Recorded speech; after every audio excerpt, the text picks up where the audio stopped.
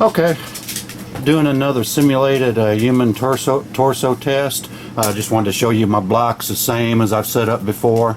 About 10.5 inches deep, simulating more than an average person's chest depth. The average person's chest depth is 9.5. We got about 10.5, maybe even 11 if you go to the widest points. So between 10.5 and 11 inches. 11 inches is a real wide human chest, so this ought to be a good test. So let's get on with it. Hey folks, this is my simulated human torso review. This is mainly to analyze the Lehigh 45 Colt Judge / Governor 220 grain maximum expansion bullet. I'm also comparing the Barnes 200 grain 45 Colt XPB bullet. I apologize. I thought I was filming when I was shooting this, but the camera never started. But you've seen me shoot the simulated human torso before. Same thing. Okay, in this demonstration, we've got 3 Lehigh bullets. 1, 2, 3. These 2 are the Barnes bullets. So let's cut into this baby and see what we got.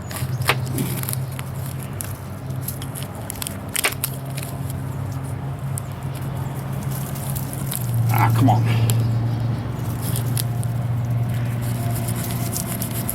Duct tape's tough.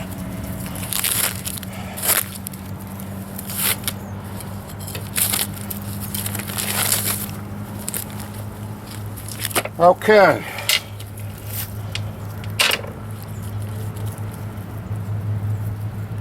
Wow, this is weird. This is weird. There's a Lehigh bullet in the back of this rib. But I can see in the track, it went 3/4 of the way through the block. So it appears it went back in the block and bounced back out. Can you see that? That is very weird.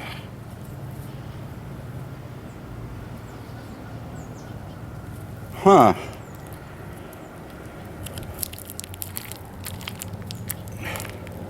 Yeah, because this is where it bounced back. Let me get this plastic off. Oh, you know what? One of the ones on the edge did that same thing too. You know what I think happened? I had a book back here on the back side of this when I was shooting it, right here. You see the book over here? I'm thinking these bullets hit back against that book, and the book made the bullet bounce back out front. That's really weird. But there's 2 of the Lehighs that bounce back out. As you can see, a big old hole on that one. Big old hole on that one. Both of these are through rib, completely through rib. Okay, so there's two of the Lehigh bullets that are there, and it's not because they didn't go through into the gel. As you can see all 3 Lehigh tracks, big old gashes in that block. So it did indeed go through there, but I guess it hit the book, bounced back, and come back and stuck in the front rib. That's very interesting. I wasn't expecting that at all. Okay, so here's the bullets. These 2 Lehigh, 3 Lehigh. This one just hit part of the bone, about 1/4 inch of the bone. These 2 went straight through that rib bone, and I don't know if you can you see? You see how big a hole that left in the entry wound? And this is let me see, this is Barnes. The other Barnes look like it just nicked on the top. Is that right? Yeah. The other Barnes round was high, so it didn't go through any rib, but this Barnes shot went through rib. So on the Barnes, you have to move the fat out of the way. There's the exit wound on the front ribs. It's about the same as the front. Okay, now these are the Lehigh. There's the exit wound on the back rib for one of the Lehigh shots. Let me see, where's the middle one? Oh, this is I guess the fat closed back up on that after it went through. Okay, so there's that exit hole. So as you can see, all 3 of the Lehigh broke the ribs. One of the barns broke the rib. The entrance holes are about the same size. On the back side, I think you can see that's the 3 Lehigh. I think you can see the exit wound on the front ribs is bigger with the Lehigh. Here's one of the barns. The other barns was on top here, so you can barely see it. So I don't know. I think they're roughly the same size on the entrance and the exit for the front ribs. All right, now let's go back to the back ribs. Let me see. I guess this would have been like this. There's one of the Barnes bullets just sitting on the outside of the rib. The other Barnes bullet, let me see, where is it? What did I do with it? Oh, here it is. This was the other Barnes bullet. It went all the way through, and if you see on this book here, this book was sitting back up against it, which is what I think caused the Lehigh bullets to bounce back through the gel. But this is where this bullet hit, and it was just laying on the ground. This one didn't expand out quite like it should, probably because it hit rib bone. That's one of the Barnes. The other Barnes bullet, most of the leaves expanded out like they're supposed to. This one was bent a little bit. That's probably the one that nicked just the top bone. The expansion on these Barnes bullets are about the same as a standard 45 Colt hollow point bullet with lead in it too. These are all copper bullets, but they expand pretty much like the lead hollow points. So I'm just using those for comparison. So we got two. We covered both the Barnes. We recovered 2 of the Lehigh. By the way, see the difference between these Lehigh 45 Colt Judge Governor bullets? Look how much bigger a path that's going to be cutting through that gel. Needless to say, there's a huge difference. Okay, now we found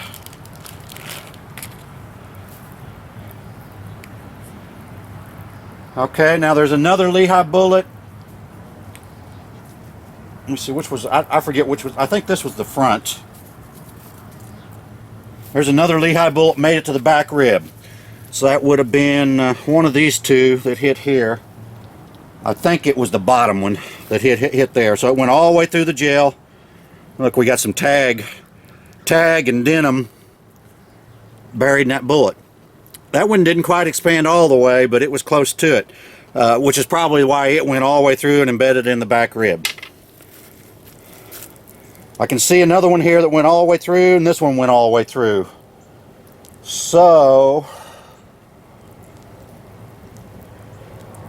the far right one was a Barnes for sure. This was the one where it was embedded.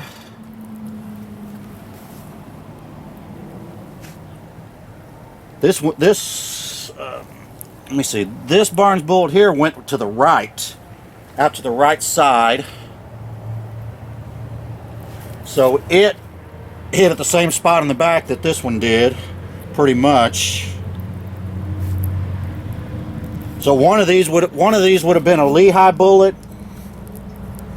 and one of them would have been the Barnes that went through the rib on the back. So I'm missing one of the Lehigh bullets. One of them must have fell out back there on the ground somewhere. I'll turn off the camera here in a minute because I want to wipe up this block before we inspect it. But so 3 of the Lehigh bullets made it all the way back to the back rib. At least 2 of them bounced back out and went to the front ribs, which is really weird. I was not expecting that. But as you'll see when we look at the track, there's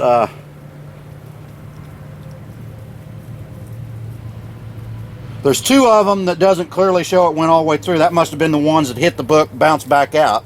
Didn't actually penetrate through the flesh. But in any event, we've got at least 2 of the Lehigh maximum expansion made it all the way to the back rib. I believe this one would be the Barnes. Well, hold it. There's another one. Or is that another one? There's something that hit right in there, it looks like. I can't tell. anyhow, let me shut off the camera, wipe up my hands, wipe up this block, wipe the blood and stuff off of it, and I'll go look for the 4th Lehigh bullet that I'm missing, and I'll be back in a minute. How do I stop this? Okay, moving on here, we'll analyze the gel block. First, I wanted to just show, let me grab my knife here so I can point at things. I had previously reviewed the Federal HST, which is here, and that's what it looks like expanded, and the Lehigh Maximum Defense 9mm, that's what that expands to. This may just cut just under 1 inch tracks through the gel block. This cut less. So I determined that the Lehigh 9mm maximum expansion bullet here does about as much damage as a .45 Colt jacket hollow point bullet. So therefore, my main defense gun is going to continue to be the 9mm shooting these Lehigh maximum expanding bullets. Because I got a lot more rounds. I've got 9mm guns have lasers, tactical lights on them, and everything else. I can add all that stuff and still carry it and have lots of rounds of ammo. So that's primarily going to be my main carry. But I've discovered that the Smith & Wesson Governor that I recently bought, due to this big ass bullet, I can also carry that. I'll show you that in a little bit. But in any event, this is the Barnes .45 Colt 200 grain XPB bullet. You can see the diameter that it expands to, and this is the main bullet I'm testing today, the Lehigh Judge / Governor 220 grain maximum expansion bullet. As you can see, eyeballing it, there's no comparison how wide of a path that's going to cut through the target in comparison to these. Just to give you an idea, hang on a second, I got to measure this Lehigh. I've measured the rest of them. Just 1 second. Okay, I just mic'd out the Lehigh maximum expansion. It expands to 1.74 inches wide. The Barnes expands to 0.80 inches wide, which is just a hair above my 9mm maximum expansion bullet, which mics out at 0.78. So there's just a couple hundredths of an inch difference between these two, which is why I went with the 9mm, because of the increased capacity. And the ballistics gel tests, you can look at the video I did on that. This outperformed the HST by a long shot. Okay, and we'll see how it compares here in a minute to the gel block that we just did with the Barnes. I think these do about as much damage as this big guy did in the .45 Colt. So let's take a look at it. Let's scoot that out of the way. Okay. As you can clearly see, here's the Lehigh. You got the X shot in there.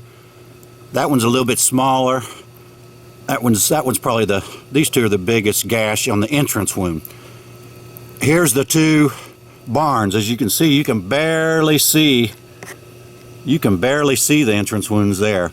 These you can definitely see. It's about an inch, maybe, well, under an inch, three quarters of an inch or so. Interestingly, this little 9mm when I did the simulated human torso, it made just under an inch entrance wounds. It made just as big entrance wounds as what this Lehigh maximum or .45 Colt bullet is. So that's interesting. That just tells you that it hasn't fully expanded. It's not hardly expanding much when it enters into after it goes through the ribs. So after it goes through the ribs, it takes a while for it to expand out.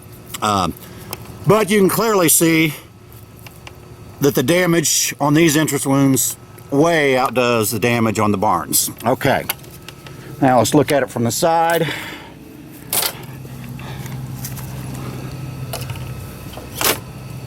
Pretty obvious again. That one and that one is the Barnes hollow point. You see, I haven't measured that one. Eyeballing that, I'm going to say that's maximum expansion is probably about a ½ inch there. About a ½ inch. That's right on lines with what the 9mm Lehigh maximum expansion bullet did. So these are looking similar although not quite as much damage. My 9mm maximum expansion bullet did more damage than this 45 Colt Barnes bullet is doing. You can see in the background there, the middle channel is one of the Lehigh Defense. Look how much bigger a wound path that is.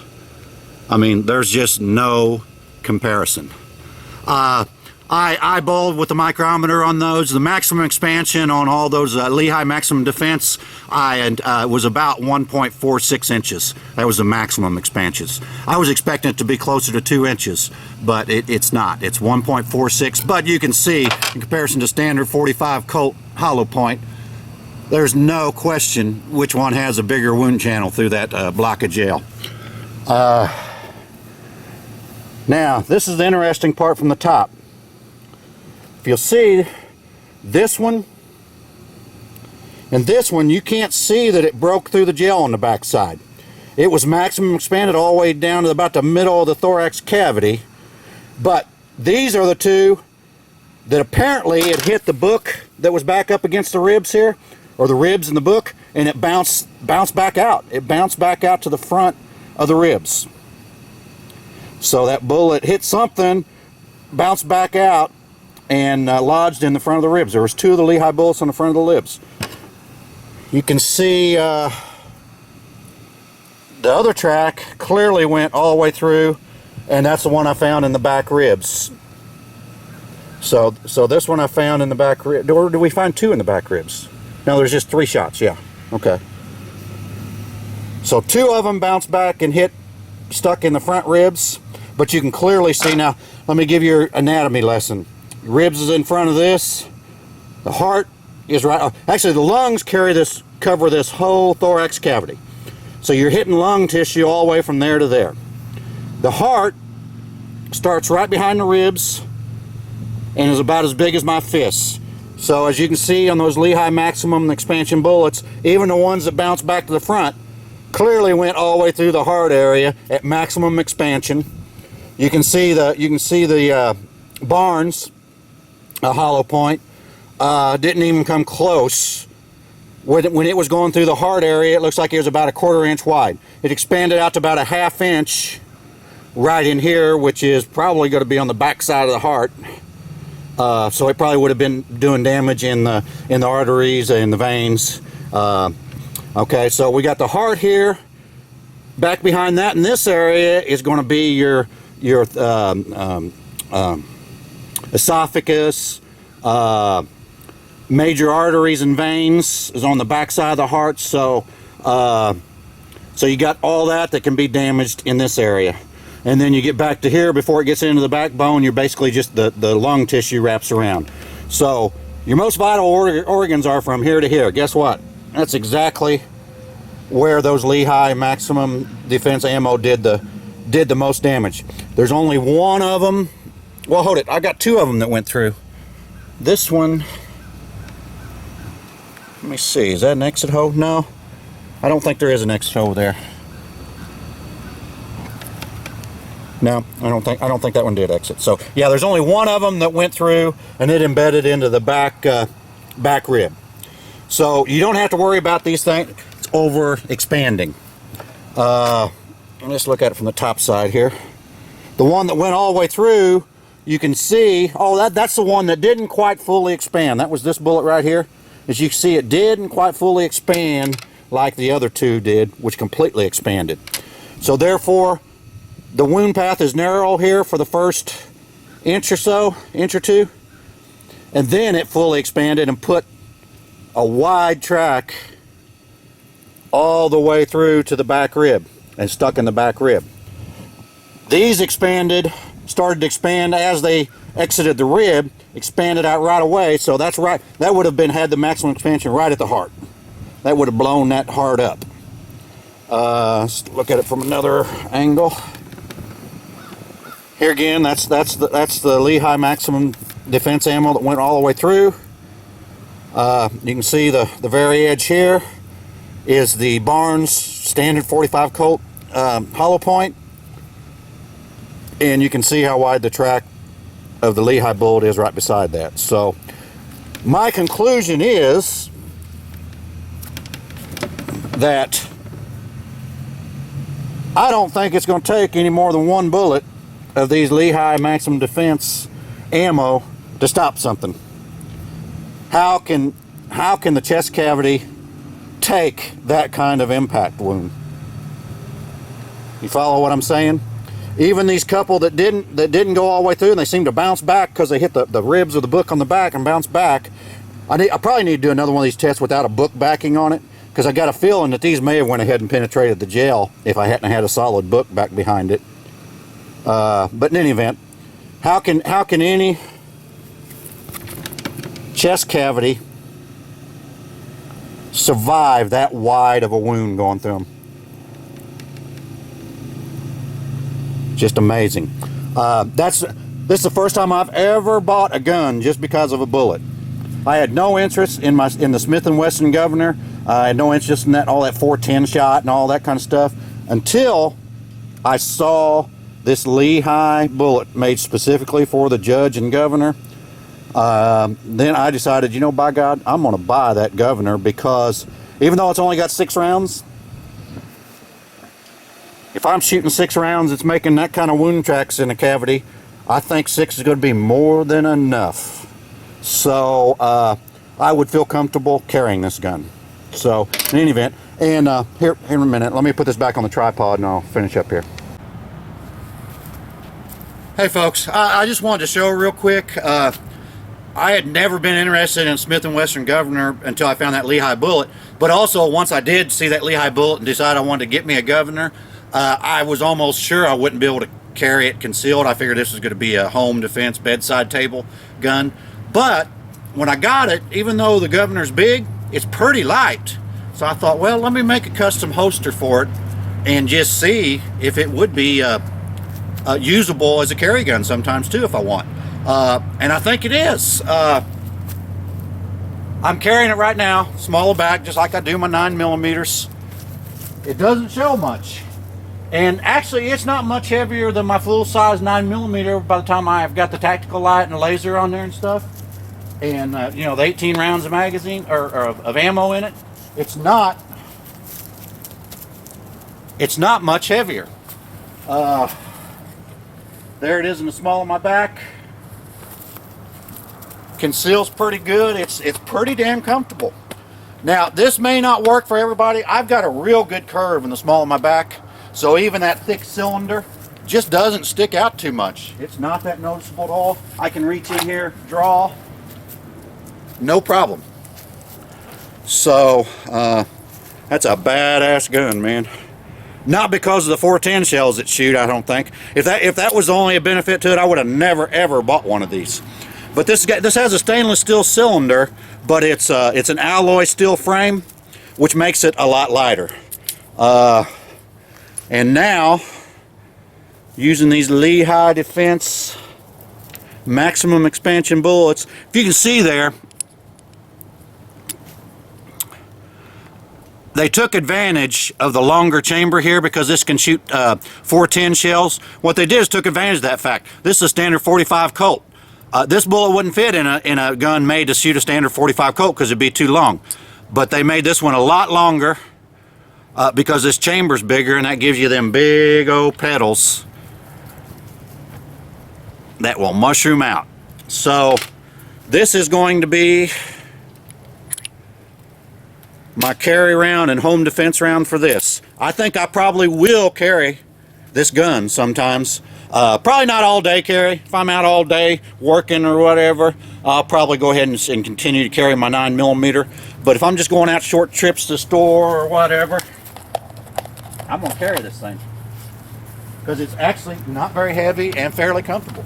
So for short trips and that kind of stuff, I think it's good. And with revolvers, I was always concerned about only 6 rounds. But I'm telling you, with these massive ass bullets, if I ain't stopped him with 6 rounds of ammo, I'm dead meat anyway. So that means he's got a fucking 50 caliber or something like that, and he's gonna blow me away. So anyhow, one badass bullet, if you ask me. Okay, to close out, before I cut up this gel block and remelt it, I just wanted to compare I split one wound channel for the Lehigh Maximum Defense right down the middle of the wound path, and I did the same thing for the Barnes 45 Colt hollow point. This is the Barnes track right here. Spread it open there. I think you can see. Pretty decent track. You know what a 45 Colt hollow point will do. That's what it'll do. That would probably hurt somebody. Now here's first thing to note here.